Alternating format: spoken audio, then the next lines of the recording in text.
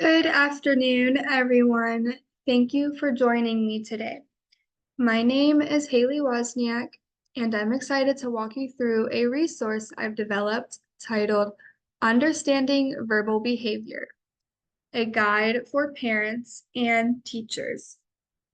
This guide is designed to help families and educators better support children, particularly those with developmental delays or autism, and building essential communication skills through applied behavior analysis or ABA.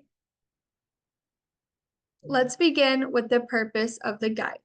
Verbal behavior refers to all communication that is shaped by our interactions with others. This includes not just spoken words, but gestures, writing, and body language. For children with developmental delays, verbal behavior can be a major area of growth. Helping children learn to express needs, make requests, or participate socially can have a huge impact on their development. By using ABA principles, we can support verbal behavior in meaningful and measurable ways. These evidence-based strategies give parents and teachers a framework for teaching communication in a structured, supportive environment. Ultimately, the goal is to help children become more independent, understood, and successful both at school and at home. Next, I'd like to review some key ABA terms that parents and educators will encounter. These terms form the foundation of behavior-based strategies. Reinforcement refers to consequences that increase the likelihood of a behavior occurring again. For example, if a student cleans up after the teacher prompts and then earns a sticker, they are more likely to clean up next time. Prompting is when we provide assistance to help a child perform a behavior. This might be a verbal cue, a gesture, or even a physical cue. Fading is the gradual removal of prompts, allowing the child to perform the behavior independently. Generalization is the ability to apply learned behavior to different people, places, or situations. This is especially important in real-life communication. Understanding these terms ensures that everyone involved in a child support plan is speaking the same language.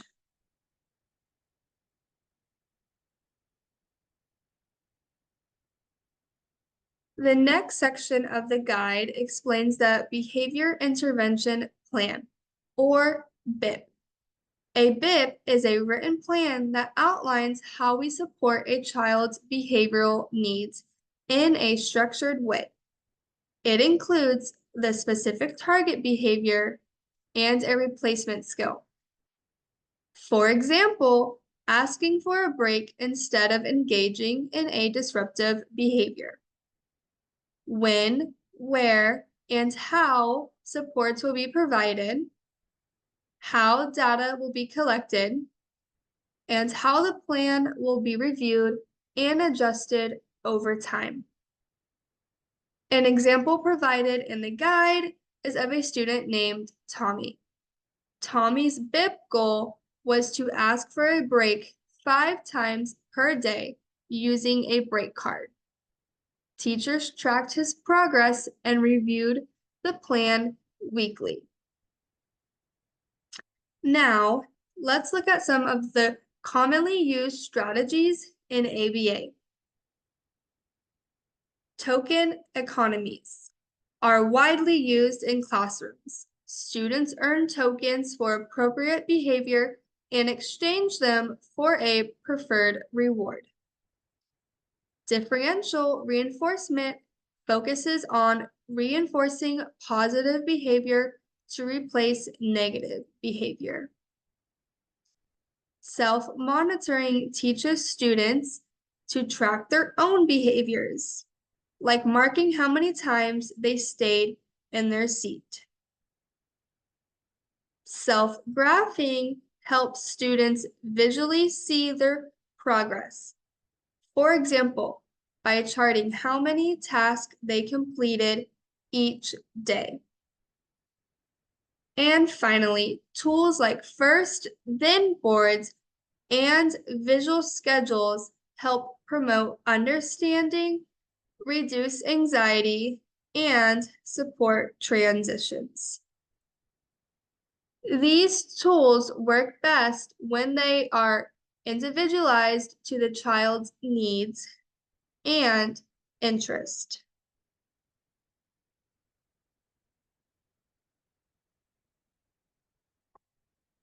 Effective behavior support requires us to measure progress.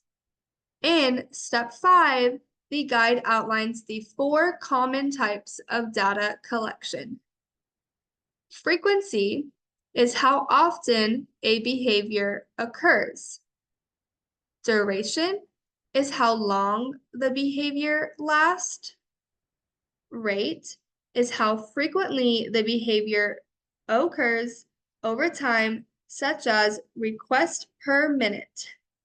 And lastly, trials to criterion is the number of learning trials needed before a skill is mastered. This data helps the team to make informed decisions and adjust interventions if needed.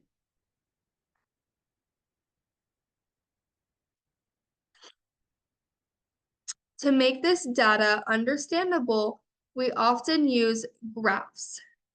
The guide includes a sample graph based on Tommy's progress. Before intervention, Tommy asked for breaks about twice a day.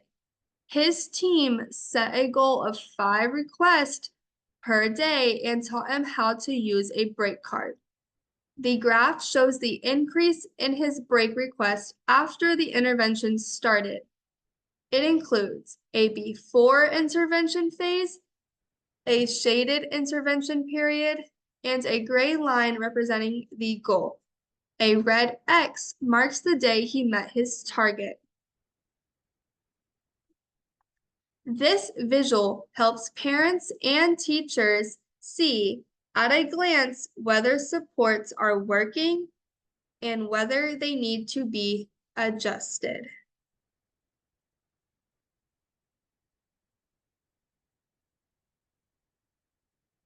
Let me share Tommy's story more fully.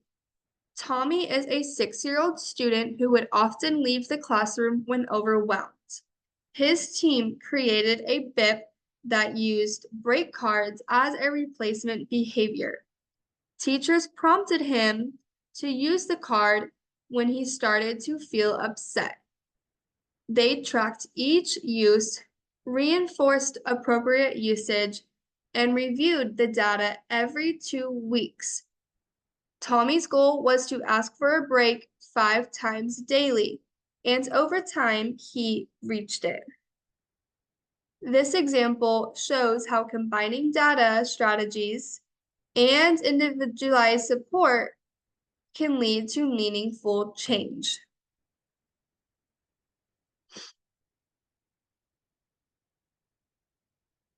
Parents play a crucial role in their child's communication journey. The guide includes several recommended resources. ABA International offers articles, educational videos, and professional development. The Autism Speaks Toolkit has practical tools for families. PBIS provides school-based behavioral support frameworks, and TXABA offers information on statewide ABA conferences. Families can also benefit from connecting with local parent groups or online communities for shared support and strategies. To support accessibility and understanding, the guide includes a glossary of key ABA terms. These include ABA, Applied Behavior Analysis, BIP, Behavior Intervention Plan, DTT, Discrete Trial Training, NET, Natural Environment Teaching, MAND, Making a request like asking for juice, TACT, labeling items or actions such as saying dog when seeing one, echoic, repeating what is heard, intraverbal, responding conversationally such as answering a question, NET, natural environment teaching, DTT, discrete trial training. Understanding these concepts helps everyone, parent, teachers, and staff collaborate more effectively. To wrap up, the table of contents helps families navigate the guide, and the final message encourages them to reach out to teachers or therapists for personalized support. Thank you for taking the time to explore this resource with me. My hope is that this guide empowers both parents and educators to work together to support meaningful communication growth. Please feel free to reach out with any questions or ideas on how we can further support the children in our care.